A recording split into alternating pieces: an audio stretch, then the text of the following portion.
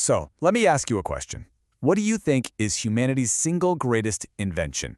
Seriously, what pops into your head? The wheel, maybe? The printing press? Well, what if I told you our most important creation isn't a physical thing at all? What if it's just an illusion that we all agree to believe in? Right? We're about to peel back the layers on that grand illusion, money. And I promise you, once you understand what it really is, it might just change the way you see, well, pretty much everything. You know, when you think greatest invention, your mind probably jumps to these huge, tangible things that completely change the world for us. Maybe you thought of fire, right? I mean, it gave us warmth, protection, cooked food. It's absolutely fundamental. A solid, very real choice. Or, hey, maybe it was the wheel, the thing that literally drove trade, commerce, and civilization forward. Again, it's a physical object that totally reshaped our world. But here's the wild part. Unlike fire or the wheel, money is just an idea. It's a collective story we all agree to tell ourselves. Its value only exists because we all believe it does. And this shared belief, it's arguably the most powerful invention of all time. So why on earth did we need to invent this powerful illusion in the first place? Well, to get that, we have to go back in time and look at the incredibly messy, inefficient system that came before it, just plain old bartering.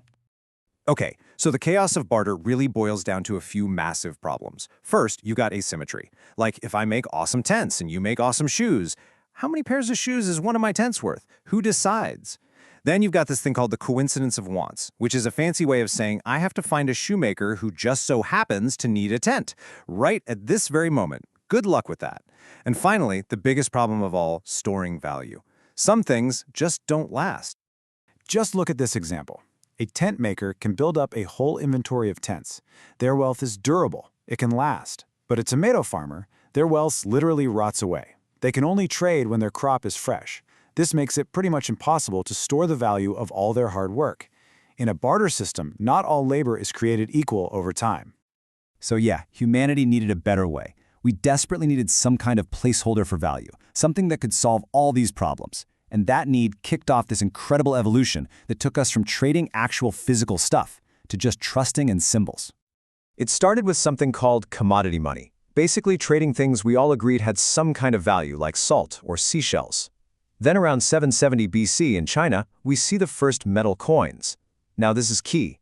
A coin made of 1 gram of gold was worth exactly 1 gram of gold. The value was real, it was in the metal. But then, rulers got clever. They started mixing in cheaper metals. All of a sudden, the number stamped on the coin was worth way more than the metal inside it. And that was the moment the illusion was born. Eventually, that led to paper IOUs, backed by nothing more than a king's promise. This quote just nails that revolutionary shift perfectly. Value is no longer tied to some physical thing you could hold. It became a declaration, an act of authority. Value was simply what the people in charge said it was, and we transferred our trust from a tangible material to an institution. And that, my friends, brings us to the modern era, where that little seed of an idea, value by declaration, has grown into a global system where money can quite literally be created from nothing. The official term for this is fiat currency. Fiat is just Latin for let it be done. It's money that has value simply because a government says it does. That dollar bill in your wallet, it's not backed by gold, it's not backed by silver, it's backed only by our collective faith in the system that printed it.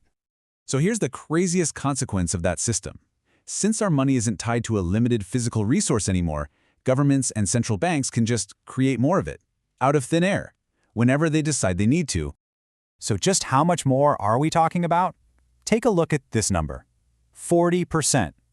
In the 18 months following the start of the 2020 pandemic, 40% of all US dollars in existence were created. Let that sink in for a second. Almost half of all the dollars ever made were printed in just a year and a half. Okay, so the government can print trillions of dollars. Big deal. Why does that actually matter to you? Well, because it has a direct and often invisible effect on the money sitting in your bank account. And that effect is called inflation. This is the absolute simplest way to think about it. When the total amount of money in the system goes way, way up, but the amount of stuff to buy stays about the same, each individual dollar just becomes less powerful. The new money literally dilutes the value of your old money. Let's make this super practical.